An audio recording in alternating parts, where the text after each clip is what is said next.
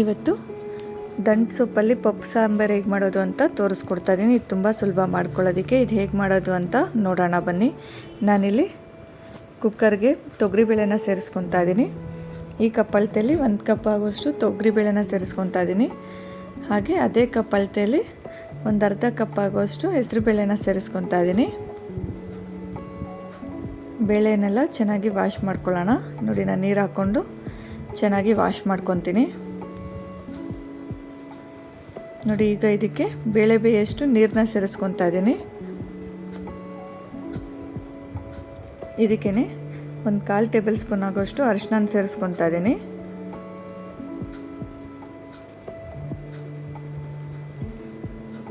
ಹಾಗೆ 1 table spoon ಆಗೋಷ್ಟು ಎಣ್ಣೆನ ಸೇರಿಸ್ಕೊತಾ ಇದ್ದೀನಿ.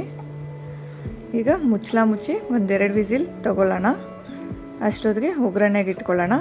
ನೋಡಿ, ಇಲ್ಲಿ ನಾನು ಪ್ಯಾನ್ನ ಕಾಯಕ್ಕೆ ಇಟ್ಕೊಂಡಿದ್ದೆ. ಅದಕ್ಕೇ 1-2 ಟೇಬಲ್ ಸ್ಪೂನ್ ಆಗೋಷ್ಟು ಎಣ್ಣೆನ ಸೇರಿಸ್ಕೊತಾ ಇದ್ದೀನಿ. ಎಣ್ಣೆ ಕಾಯ್ತಾ ಇದೆ.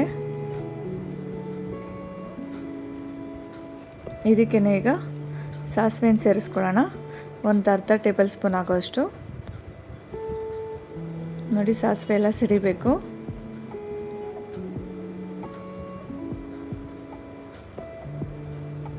ಈಗ ಇದಕ್ಕೆ ಜೀರಿಗೆನ ಸೇರಿಸ್ಕೊಳ್ಳೋಣ. ಒಂದು ಅರ್ಧ ಟೇಬಲ್ ಸ್ಪೂನ್ ಆಗೋಷ್ಟು. ಹಾಗೆ ಒಂದು ಸ್ವಲ್ಪ ಕರಿಬೇವನ್ನ ಸೇರಿಸ್ಕೊತಾ ಇದ್ದೀನಿ. ಬೆಳ್ಳುಳ್ಳಿನ ಸೇರಿಸ್ಕೊತಾ ಇದ್ದೀನಿ. ಒಂದು 7-8 ಬೆಳ್ಳುಳ್ಳಿನ ಜಜ್ಜಿ ಈ ಥರ ಸೇರಿಸ್ಕೊತಾ ಇದ್ದೀನಿ. ಹಾಗೆ ಖಾರಕ್ಕೆ ಹಸಿಮೆಣ್ಸಿನ್ಕಾಯಿನ ಸೇರಿಸ್ಕೊತಾ ಇದ್ದೀನಿ. ಇಲ್ಲೊಂದು ನಾನು 5-6 ಹಸಿಮೆಣ್ಸಿನ್ಕಾಯಿನ ಉದ್ದುದ್ದಕ್ಕೆ ಕಟ್ ಮಾಡಿಕೊಂಡು ಸೇರಿಸ್ಕೊತಾ ಇದ್ದೀನಿ. ಹಾಗೆ ಒಂದು ಸ್ವಲ್ಪ ಇಂಗನ್ನು ಸೇರಿಸ್ಕೊತಾ ಇದ್ದೀನಿ. ಈಗ ಇದನ್ನೆಲ್ಲ ಚೆನ್ನಾಗಿ ಫ್ರೈ ಮಾಡ್ಕೊಳ್ಳೋಣ. ನೋಡಿ, ಈ ಥರ ಸಣ್ಣ ಉರಿಯಲ್ಲೇ ಇಟ್ಕೊಂಡು ಚೆನ್ನಾಗಿ ಫ್ರೈ ಮಾಡ್ಕೋಬೇಕು.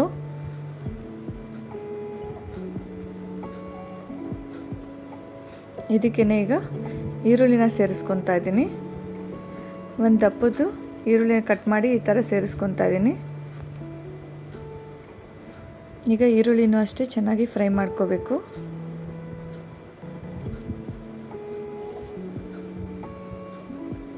ನೋಡಿ, ಈರುಳ್ಳಿಯಲ್ಲಿರೋ ಹಸಿ ವಾಸನೆ ಹೋಗಿ ಅದು ಕಲರ್ ಸ್ವಲ್ಪ ಚೇಂಜ್ ಆಗೋ ಗಂಟನೂ ಚೆನ್ನಾಗಿ ಎಣ್ಣೆಲೇ ಫ್ರೈ ಮಾಡ್ಕೋಬೇಕಾಗತ್ತೆ.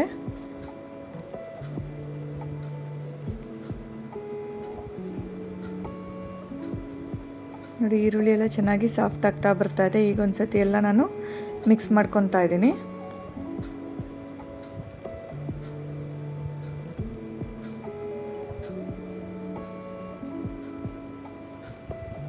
ನೋಡಿ, ಇಷ್ಟಾದರೆ ಸಾಕಾಗತ್ತೆ.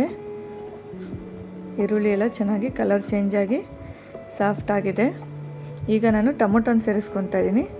ಚಿಕ್ಕ ಟೊಮೊಟೊ 2 ಟೊಮೊಟೊನ ಕಟ್ ಮಾಡಿ ಸೇರಿಸ್ಕೊತಾ ಇದ್ದೀನಿ. ಈಗ ಅದನ್ನು ಅಷ್ಟೇ ಚೆನ್ನಾಗಿ ಮಿಕ್ಸ್ ಮಾಡ್ಕೊಳ್ಳೋಣ.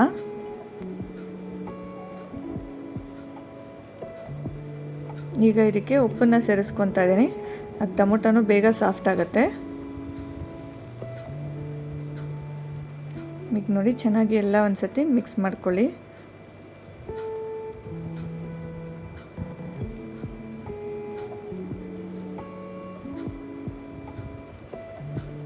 ಈಗ ಇದಕ್ಕೆ ಮುಚ್ಚಿ 1-2 ನಿಮಿಷಗಳ ಕಾಲ ಚೆನ್ನಾಗಿ ಬೇಯಿಸ್ಕೊಳ್ಳೋಣ. ಟೊಮೊಟೊ ಎಲ್ಲ ಚೆನ್ನಾಗಿ ಸಾಫ್ಟ್ ಆಗಬೇಕು. ಅಲ್ಲಿ ಗಂಟನೂ ಬೇಯಿಸ್ಕೋಬೇಕಾಗತ್ತೆ. ನೋಡಿ, ಟೊಮೊಟೊ ಎಲ್ಲ ಸಾಫ್ಟ್ ಆಗ್ತಾ ಬರ್ತಾ ಇದೆ.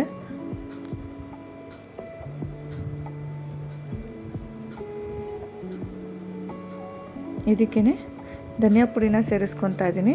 ಒಂದು ಅರ್ಧ ಟೇಬಲ್ ಸ್ಪೂನ್ ಆಗೋಷ್ಟು. ಈಗ ಅದನ್ನು ಅಷ್ಟೇ ಚೆನ್ನಾಗಿ ಫ್ರೈ ಮಾಡ್ಕೊಳ್ಳಿ.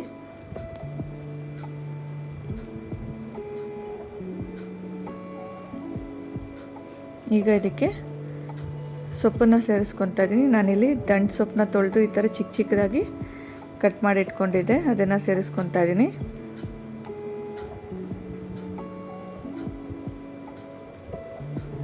ನೋಡಿ, ಈಗ ನಾನು ಸೊಪ್ಪನ್ನು ಸೇರಿಸ್ಕೊಂಡಿದ್ದೀನಿ. ಈಗೆಲ್ಲ ಚೆನ್ನಾಗಿ ಮಿಕ್ಸ್ ಮಾಡ್ಕೊಳ್ಳೋಣ.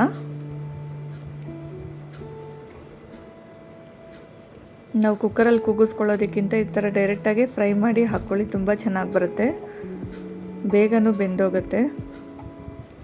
ನೋಡಿ, ಈಗೆಲ್ಲ ಚೆನ್ನಾಗಿ ಒಂದು ಸತಿ ಮಿಕ್ಸ್ ಮಾಡ್ಕೊತಾ ಇದ್ದೀನಿ. ಈಗ ಮುಚ್ಚಿ ಒಂದು 5 ನಿಮಿಷಗಳ ಕಾಲ ಚೆನ್ನಾಗಿ ಕುದಿಸ್ಕೊಳ್ಳೋಣ. ಅದರಲ್ಲಿರೋ ನೀರಿನ ಅಂಶ ಎಲ್ಲ ಬಿಡಬೇಕು. ಸೊಪ್ಪೆಲ್ಲ ಚೆನ್ನಾಗಿ ಬೇಯಗಂಟನೂ ಕುದಿಸ್ಕೋಬೇಕಾಗತ್ತೆ. ನೋಡಿ, ಅದರಲ್ಲಿರೋ ನೀರಿನ ಅಂಶ ಬಿಟ್ಟು ಸೊಪ್ಪೆಲ್ಲ ಚೆನ್ನಾಗಿ ಬೇಯ್ತಾ ಇದೆ. ಈಗೆಲ್ಲ ಒಂದು ಸತಿ ಮಿಕ್ಸ್ ಮಾಡ್ಕೊತಾ ಇದ್ದೀನಿ.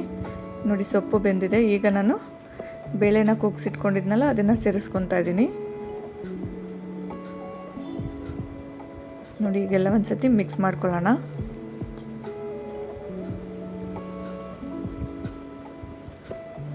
ತುಂಬ ಸುಲಭವಾಗಿ ಮಾಡ್ಕೋಬೋದು. ಚಪಾತಿಗೆ, ಅನ್ನಕ್ಕೆ ಎಲ್ಲದಕ್ಕೂ ಚೆನ್ನಾಗಿರುತ್ತೆ. ಈಸಿಯಾಗಿ ಮಾಡ್ಕೋಬೋದು. ಈಗ ಅದೇ ಕುಕ್ಕರ್ಗೆ ಇನ್ನೊಂದು ಸ್ವಲ್ಪ ನೀರು ಹಾಕಿ ಅದನ್ನು ಸೇರಿಸ್ಕೊತಾ ಇದ್ದೀನಿ. ಈಗೆಲ್ಲ ಒಂದು ಸತಿ ಮಿಕ್ಸ್ ಮಾಡ್ಕೊಳ್ಳೋಣ. ಈ ಟೈಮಲ್ಲಿ ಉಪ್ಪು ಬೇಕಾದರೆ ನೋಡಿಕೊಂಡು ಸೇರಿಸ್ಕೊಳ್ಳಿ. ನಾನು ಆಲ್ರೆಡಿ ಹಾಕ್ಕೊಂಡಿದ್ದೀನಿ, ಈಗ ಹಾಕಕ್ಕೆ ಹೋಗಲ್ಲ.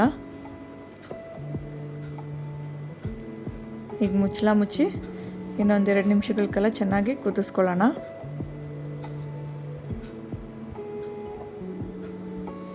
ನೋಡಿ, ಕುದಿಯೋಕ್ಕೆ ಸ್ಟಾರ್ಟ್ ಆಗಿದೆ. ಈಗ ತಳ ಹಿಡಿದಿರಂಗೆ ಕಲಿಸ್ಕೊಳ್ಳೋಣ.